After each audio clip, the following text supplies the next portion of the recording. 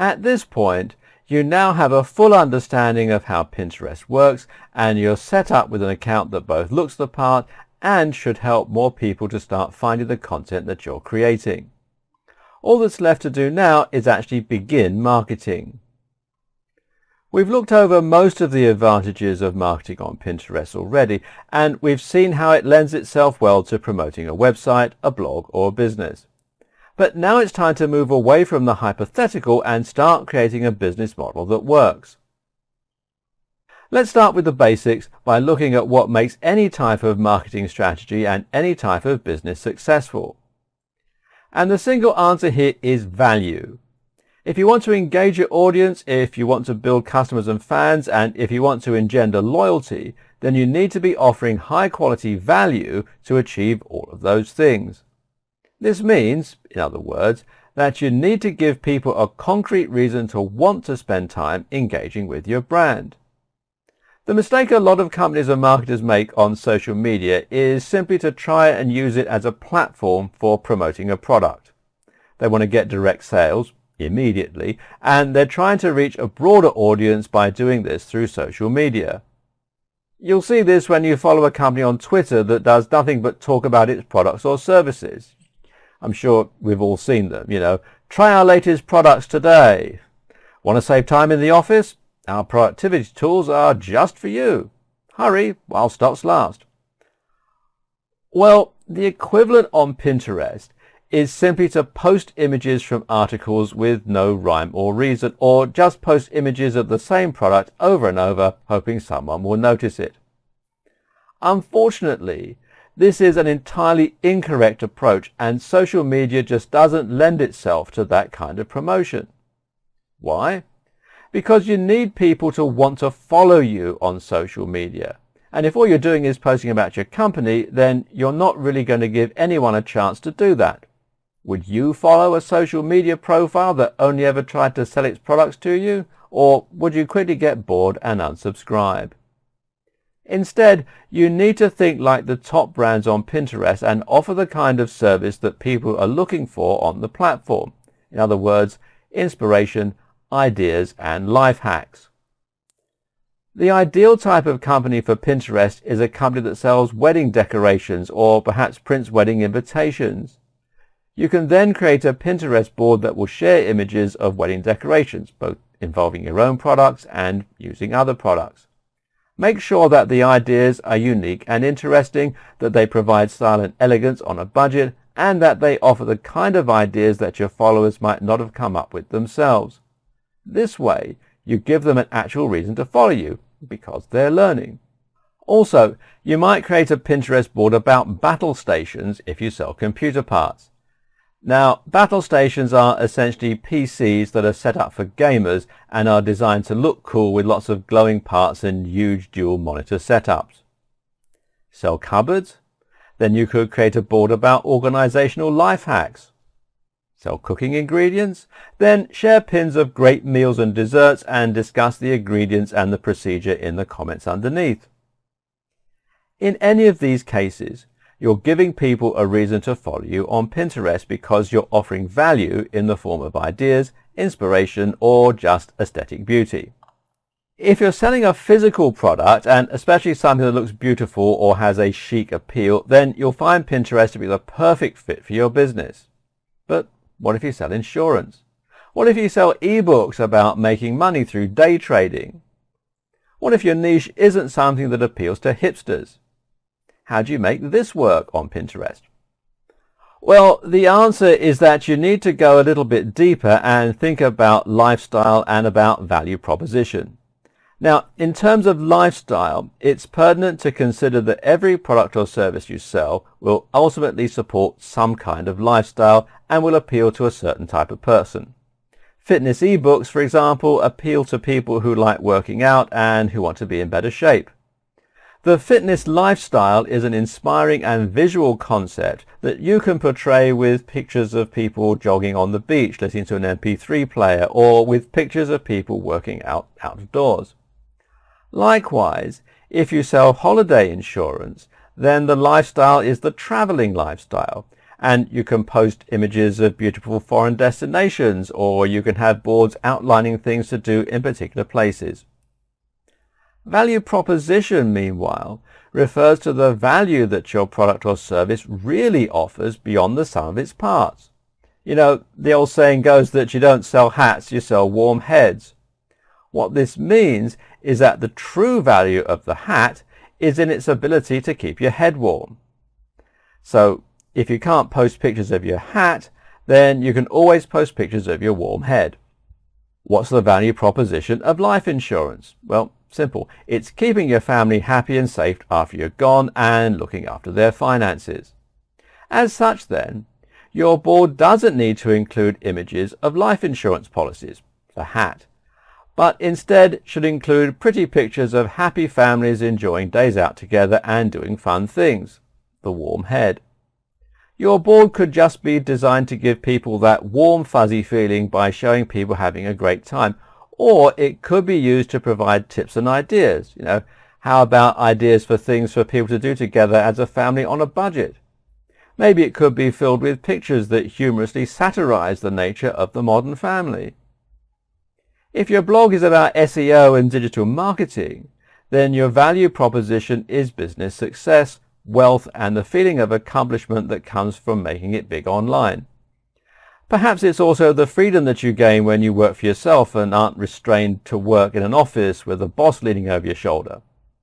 To demonstrate this on a Pinterest board, you could show images of people working in exciting locations like huge libraries or on the beach in a hammock. Or you could show people in suits looking successful and well-dressed thanks to the money they managed to earn online. Either way, the key here is to come up with themes for your board that deliver real value and purpose for Pinterest users while remaining on topic. You know, don't just randomly repin pictures that vaguely relate, and don't just promote your products, and certainly don't just promote your articles randomly. If you do so, you won't be providing value and you won't grow your viewership. Think of your Pinterest profile almost like a service or a product in itself. The ideal scenario is that people will end up looking forward to checking out your pins, or they may even become reliant on your boards. They should be disappointed if ever your board gets taken down, and the board should almost be able to exist on its own as a separate entity from your business. This still leaves us with one problem though. If your board is about great interior design ideas and your company sells furniture and decorative items, then it's going to be very easy for you to include images of your products that people can click through and buy. But if you sell life insurance and your board is about fun family days out, you still won't be able to easily sell directly through the board. So how do you make sales from that? On the whole, your objective here is not going to be to sell directly. Instead, the aim will be to raise awareness for your brand and build trust and authority. The hope is that your audience will come to think of you as an expert on the subject of families and life insurance. As such, they'll follow your links when they do want to find out more about getting a policy. This, of course, is not a direct way to sell, but in the long term, it can actually be a lot more effective as you're building a long-term relationship and you're establishing yourself as a thought leader in your field. At the same time, you need to think about the comments that you're adding to your pictures. This is your opportunity to directly link the image back to your site and promote your product. For example, if you're uploading images of people doing home workouts to provide inspiration and ideas to your followers, then you can sell through those images by adding a note at the bottom explaining how they can find more similar moves in your ebook at this link. The great thing about Pinterest is that it really does leverage the viral power of social networks. If your board is really delivering great value, then this fact alone will be enough to ensure it grows naturally. People will repin your pins, they'll comment, and they'll discover what you're posting through the search button. If you're offering new content, if you're staying on topic, and if you're providing real value by offering a genuine service of some kind, then people will gradually gravitate towards your brand and you'll start building your following. But that's not to say there aren't also other things that you can do to further accelerate your progress. Now, here are some of the ways you can grow your following more quickly. First thing to do is post regularly. The more regularly you post, the more often your images will be found in searches. At the same time, they'll also come up in home feeds more often, which means other users will be more likely to repin them and thereby share them with their audiences, giving you more exposure. Secondly, you should choose your tags carefully. As on Twitter, choosing the right hashtags is one of the most important ingredients when it comes to gaining maximum exposure for your images. These tags will dictate which searches bring up your images, and this means they'll be directly responsible for the number of people finding your brand. When choosing your tags, make sure you think about the types of things that commonly get searched for on this platform. Remember the kinds of things people use Pinterest for, and remember that the audience is 85% female. Remember too that people are looking for images. How to isn't applicable here. Life hack is a more suitable string. You should write comments. If you upload an image without any comment, you give it no context. This means you won't be getting the very most from it, simply because people won't know what you're trying to say with the image. If it's a body weight exercise, then explain how to do the exercise. If it's a decoration for the home, then explain how people can use it, what it's made from, and where it can be bought. Make sure to link your brand to the image, otherwise people might just appreciate the image but never engage with your profile as the person who uploaded it. You should interact with others. On social media, reciprocity is a very underrated tool. This is still a social network, and therefore it should be used as a communication tool. The more you talk to people, the more likely they will be to check out your profile and to look at your boards. So make sure you're interacting, following, repinning, and more. If nothing else, this helps to build goodwill, as you'll be helping those users promote themselves too. And you should integrate your website. One of the most important ways for you to spread your brand across Pinterest and to get found by more people is to properly link your website and your Pinterest account. There are a few ways that you should do this. One is by adding a link on your homepage to your Pinterest account. This way, someone who lands on your website for the first time and decides that they like your content can decide to follow you on social media as well, and can then decide to check out your Pinterest and follow your account or your boards. Another tip is to use Shareaholic or a similar social sharing tool on your website. If you have a WordPress site, these can be installed very easily. In fact, you can do it from within the WordPress dashboard. And they will allow people to quickly and easily pin an article that they found interesting along with an image. This means that there'll be more people sharing your images and you'll gain more exposure as a result. Another thing you can do is cross-pollinate. You should also make sure that you occasionally try to cross-pollinate between your social media channels. If you have a very successful Twitter account, for example, then occasionally tweet about the inspiring boards you're creating at Pinterest. Likewise, you can share your pins to Facebook for people to see. Do this occasionally to help grow all of your accounts at once. And finally, think about Pinterest when you create content.